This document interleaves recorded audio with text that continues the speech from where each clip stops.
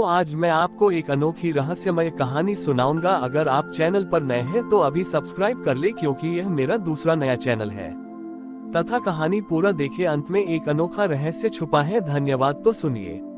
नदी के किनारे बसा एक छोटा सा नगर था, सत्यंग। यह नगर अपने सख्त नियमों के लिए जाना जाता था।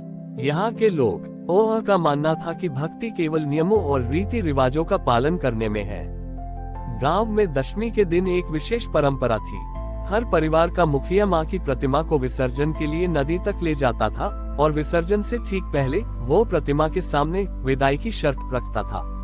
ये शर्त ये होती थी कि वह अगले साल तक सबसे कठी न नियम का पालन करेगा। गांव में दयाराम नाम का एक सरल पर गरीब बुनकर रहता था। दयाराम की पत्नी मीरा बीमार थी और उनके पास इलाज के लिए पैसे नहीं थे। दयाराम ने अपनी सादगी में भी एक भव्य पर छोटी सी दुर्गा प्रतिमा बनाई थी। दशमी का दिन आया। जब गांव के अमीर और प्रतिष्ठित लोग नदी किनारे पहुंचे तो उन्होंने अपनी अपनी शर्तें रखी। किसी ने अगले साल तक फलाहार करने की शर्त रखी तो किसी ने बड़े दान देने की। ये सभी शर्तें दिखावे और कठोरता से भरी थीं। सबसे अंत में दयाराम अपनी छोटी प्रतिमा लेकर पहुंचा। उसकी आंखें नम थीं, क्योंकि वह मां से विदा नहीं लेना चाहता था।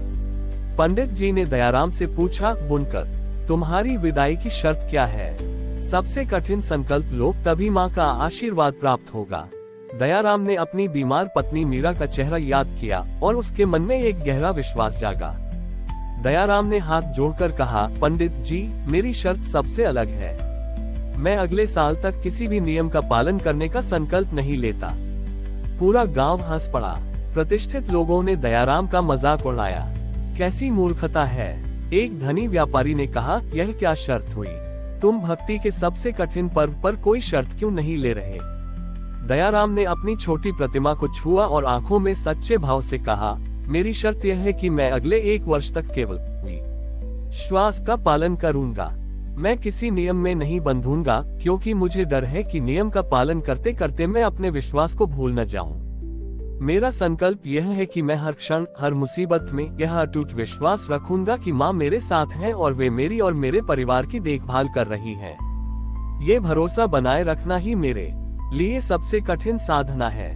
दयाराम ने कहा, अगर मेरा विश्वास डगमगाया, अगर मैंने जरा भी शक किया, तो मेरी विदाई की शर्त टूट जाएगी। माँ, मैं तुम्हें विदा नहीं करता, बल्कि तुम्हें अपने विश्वास के धागे से बांधता हूँ। ये कहकर दयाराम ने उस छोटी प्रतिमा को धीरे से नदी में विसर्जित कर दिया। गांव वाले उसकी इस साधारण पर असाधारण शर्त को समझ नहीं पाए। अगले साल दयाराम को कई कठिनाइयों का सामना करना पड़ा। उसकी पत्नी की बीमारी बढ़ गई और उसकी झोपड़ी में आग लग गई। हर बार गांव वालों ने उसे शक करने और अपने विश्वास को तोड़ने के लिए उकसाया, पर दयाराम ने हर मुश्किल का सामना शांति और अटूट भरोसे के साथ किया। उसने कहा, माँ मेरी परीक्षा ले रही हैं, पर मेरा धागा नहीं टूटेगा। अगली दशमी आई। गांव के वे अमीर लोग जो सख्त नियम निभाने का दावा कर रहे थे, उनमें से ज्यादातर लोग बीच में ही अपनी शर्तें तोड़ चुके थे। लेकिन जब दयाराम नदी किनारे पहुंचा तो उसके चेहरे पर साधना की चमक थी। उसकी पत्नी अब स्वस्थ थी और गांव वालों ने मिलकर उसकी झोपड़ी फिर से बना दी थी। पंडित जी ने दयाराम को सबसे पहले बुलाया। दयाराम, तुम अकेले हो जिसने अपनी शर्त नहीं तोड़ी। दयाराम ने हाथ जोड़कर कहा, पंडित जी, मैंने कोई नियम नहीं तोड़ा, क्योंकि मैंने कोई नियम लिया ही नहीं था। मैंने केवल अपने विश्वास को नहीं टूटने दिया। उस दिन सत्यंगा के लोगों को समझ आया कि मां दुर्गा की विदाई का अर्थ कठोर नियमों का पालन करना नहीं है, बल्कि हर संकट में अटूट विश्वास और सरल हृदय को बनाए रखना है। दयाराम के विश्वास की जीत ने सत्यंग में भक्ति की परिभाषा ही बदल दी। गांव के लोगों ने देखा कि महंगे दान और कठोर नियमों का दिखावा करने वाले लोग विफल रहे, जबकि एक गरीब बुनकर का सरल अटूट भरोसा हर संकट को पार कर गया। गांव के पंडित जी ने दशमी के अगले दिन एक महत्वपूर्ण घोषणा की। उन्होंने कहा कि अब से सत्यंग में विदाई की शर्त भौतिक या कठोर नियमों से संबंधित नहीं होगी। इसके बजाय हर परिवार को अगले साल तक एक मानवीय मूल्य जैसे क्षमा, करुणा या निस्वार्थता को हर पल जीवन में उतारने का संकल्प लेना होगा। दयाराम का जीवन अब केवल अपनी पत्नी और काम तक सीमित नहीं रहा। गांव के लोग जो पहले उससे तुच्छ समझते थे, अब उससे सलाह लेने लगे। वे पूछते थे, दयाराम, हम अपनी शर्त के प्रति विश्वास कैसे बनाए रखें? जब मुश्किल आती है तो हमारा भरोसा क्यों टूट जाता है? उद्धरण चिन्ह। दयाराम उन्हें एक सरल सबक देता था। वह कहता था, विश्वास तब नहीं टूटता जब संकट आता है, बल्कि तब टूटता है जब हम सेवा करना छोड़ देते हैं। जब हम दूसरों की मदद करते हैं तो हमें लगता है कि कोई बड़ी शक्ति है जो हमें ये काम करवा रही है। यही विश्वास है। इस सीख से प्रेरित होकर सत्यंगा के लोग एकजुट होकर काम करने लगे। वे साल भर एक दूसरे की मदद करते और उनके नैतिक मूल्य उनके जीवन के नियम बन गए। अगली दशमी से कुछ हफ्ते पहले सत्यंगा पर एक बड़ी विपत्ति आई। नदी का जल स्तर अचानक बहुत कम हो गया, जिससे सिंचाई और पीने के पानी का गंभीर संकट पैदा हो गया। गांव के लोग चिंतित होकर दयाराम के पास पहुंचे।